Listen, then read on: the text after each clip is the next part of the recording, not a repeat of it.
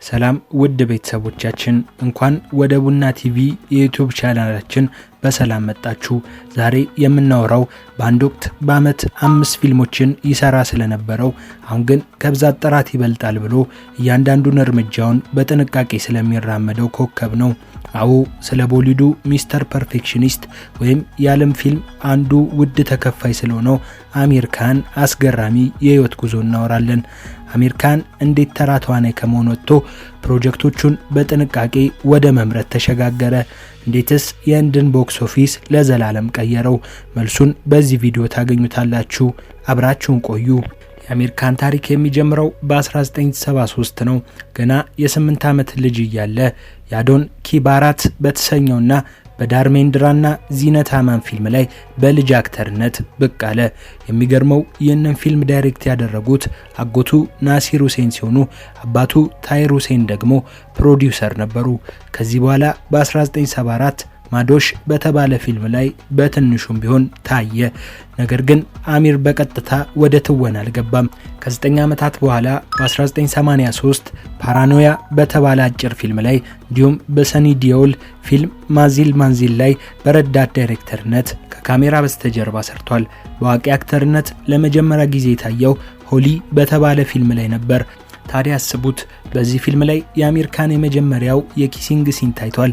እንዲሁም አሁን ታዋቂ ዳይሬክተር የሆነው አሹቶሽ ጓሪከር ማለትም የላጋን ፊልም ዳይሬክተር በዚህ ፊልም ላይ ከአሚር ካን ጋር አብሮ ተዋናይ ነበር። እውነተኛው ጨዋታ የተቀየረው ግን በ1988 ነበር። አሚር ካን እና ጁሂ ቻውላ በጋራ የሰሩበት ካያማቴ ሴ ካያማቴ ታክ የተሰኘው ፊልም ሲለቀቅ ህንድ ተናወጠች።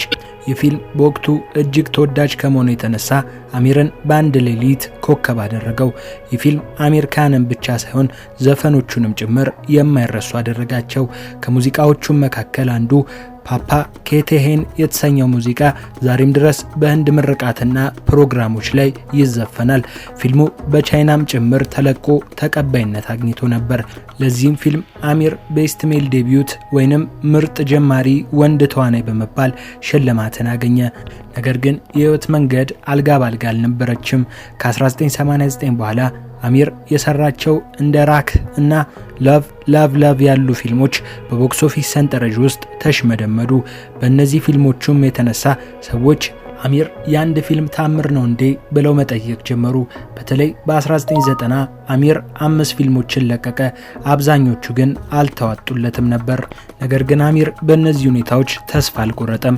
ከማድሁሪ ዲክሲት ጋር የሰራው ዲል የተሰኘው ፊልም ከተፋልና ሁሉንም ነገር ቀየረው። ይህ ፊልም ድንቅ ሆነ። በዚህም ፊልም የተነሳ አሚር በቦሊውድ ውስጥ ያለውን ቦታ አስከበረ። በ1991 ዲልሄ ኬማንታነሂን የተሰኘው ፊልም ለእይታ በቃ። በመቀጠልም የብዙዎች ትዝታ የሆነው ጆጄታ ወህይ ሲካንዳር ተለቀቀ። እስኪ ንገሩኝ፣ ፓሄላ ናሻ የተሰኘውን ዘፈን ሰምቶ ልቡ ያልቀለጠ ማን አለ? የሙዚቃ በቦሊውድ ታሪክ የመጀመሪያው ስሎ ሞሽን ዘፈን እንደሆነ ይነገራል። ከዛም በ1994 በወቅቱ ብዙም ትኩረት ያልተሰጠውን ነገር ግን አሁን ላይ የኮሜዲዎች ሁሉ ንጉስ የተባለው አንዳዝ አፕና አፕና ተለቀቀ። አሚር ካንና ሳልማን ካን አብረው የሰሩበት ብቸኛው ፊልም። በወቅቱ ፊልሙ ብዙ ገንዘብ ባያመጣም ዛሬ ግን በህንድ ሲኒማ ታሪክ ተወዳዳሪ የሌለው ኮሜዲ የተባለለት ፊልም ነው። 1995 ለአሚር የተለየ ዓመት ነበር። ራንጌላ የተሰኘው ፊልም ለእይታ በቃ። በፊልሙም ላይ የታየው የአሚር የታፖሪ ወይንም የጎዳና ዱርዬ ስታይልና አክቲንግ ሰዎችን ጉድ አሰኘ። በፊልሙም ውስጥ ያለው ሙዚቃ በኤአር ረህማን የተሰራ ሲሆን ይህም ለመጀመሪያ ጊዜ የረህማን የህንድ ፊልም ስራ ነበር። 1996 ላይ ግን ቦምብ ፈነዳ። ራጃ ሂንዱስታኒ። ይህ ፊልም በቦክስ ኦፊስ እሳት ሆነ። ከአሚርና ካሪሽማ ካፑር ረጅም የመሳሳም ትዕይንት ጋር ተያይዞ ብዙ ተወራለት። ፊልሙም የምንጊዜ ምርጡ ፊልም ሆነ። አሚርም ምርጥ ወንድ ተዋናይ ተብሎ ተሸለመ። ነገር ግን እዚህ ጋር ልብ ይበሉ፣ ከዚህ ፊልም በኋላ ነበር አሚር ካን ትልቅ ውሳኔ ወሰነው። ካሁን በኋላ በአመት ብዙ ፊልም አልሰራም፣ የምሰራው ጥቂት ግን ጥራት ያላቸውን ብቻ ነው አለ። የአሚር የሚስተር ፐርፌክሽኒስት ጉዞ እዚህ ጋር ተጀመረ። በ1998 ጉልሃም፣ በ1999 ደግሞ እጅግ ምርጥ የሆነውን ሳርፋሮሽ ተለቀቀ። አሚር ፖሊስ ሆኖ የሰራበት ይህ ፊልም በተመልካቾችና በአያሲዎች ዘንድ ትልቅ አድናቆትን አገኘ። 2001 ግን ታሪክ የሰራበት ዓመት ነበር። አንድም በላጋን፣ ሁለት ደግሞ ዲልቻታሄ በተሰዩት ፊልሞች። ላጋን የአሚር ካን የመጀመሪያው የፕሮዳክሽን ስራ ነበር። ይህ ፊልም ስለ ክሪኬት ስፖርትና ስለ ቅኝ ግዛት ታሪክ የሚያወራ ሲሆን እስከ ኦስካር እጩነት የደረሰ የህንድ ኩራት ነው። ታዲያ ውጤቱ ውስጥ ምን ነበር? በህንድ ታሪክ ውስጥ ከተሰሩ ምርጥ 5 ፊልሞች መካከል አንዱ ሆነ። በሌላ በኩል ዲልቻታሄ የከተማ ወጣቶችን ህይወት፣ ፋሽንና የፀጉር ስታይል ሳይቀር የቀየረ ዘመናዊ ፊልም ነበር። አሚር እዚህ ጋር ብቻ አላቆመም።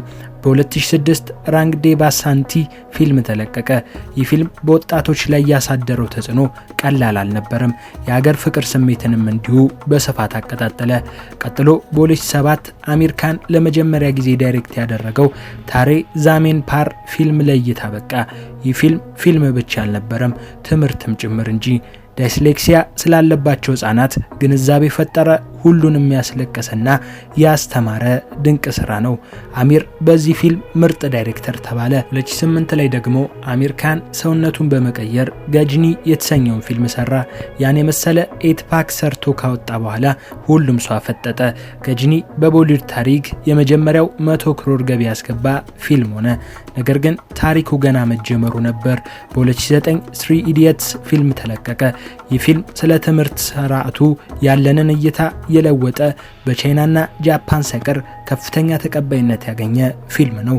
በወቅቱ የህንድን የቦክስ ኦፊስ ሪከርድ ሰባብሮ ትልቅ እይታን አገኘ። በመቀጠል በ2012 ዓ.ም ታላሽን እንዲሁም የቲቪ ሾው የሆነውን ሳታያሜቭ ጃያቴን በመጀመር አሚር ማህበራዊ ችግሮችን ማጋለጡን ቀጠለ። በ2013 ደግሞ በዱም ስሪ የተንኮለኛ ገጸ ባህሪ ይዞ በመቅረብ ድጋሚ ቦክስ ኦፊስ ሪከርዶችን ሰባበረ። ምንም እንኳን ዱም ስሪ በአንዳንድ ሰዎች ቢተችም በገቢ ግን ወደር አልነበረም። የተከበራችሁ አሚር ካን ከልጅነት ጀምሮ እስከ ዛሬ ድረስ ያሳየን ነገር ቢኖር ቁርጠኝነትን ነው። ውድቀቶችንም ቢሆን አልፈራም። አዳዲስ ነገሮችን መሞከር አላቆመም። ለተመልካቹ ክብር በመስጠት ጥራት ያላቸውን ስራዎች ብቻ አቅርቧል። ለዚህም ነው ዛሬ የቦሊውድ ሚስተር ፐርፌክሽኒስት የተባለው። እናንተስ የትኛውን የአሚር ካን ፊልም ተወዱታላችሁ? 3 ኢዲየትስን፣ ላጋንን ወይም ዱም ስሪን ኮሜንት ላይ ጻፉልን። ቪዲዮን ከወደዳችሁት ላይክ ማድረግ እንዳትረሱ። ለቻናላችን አዲስ ከሆናችሁ ሰብስክራይብ አድርጉ። በሚቀጥለው ቪዲዮ እስክንገናኝ ቻው።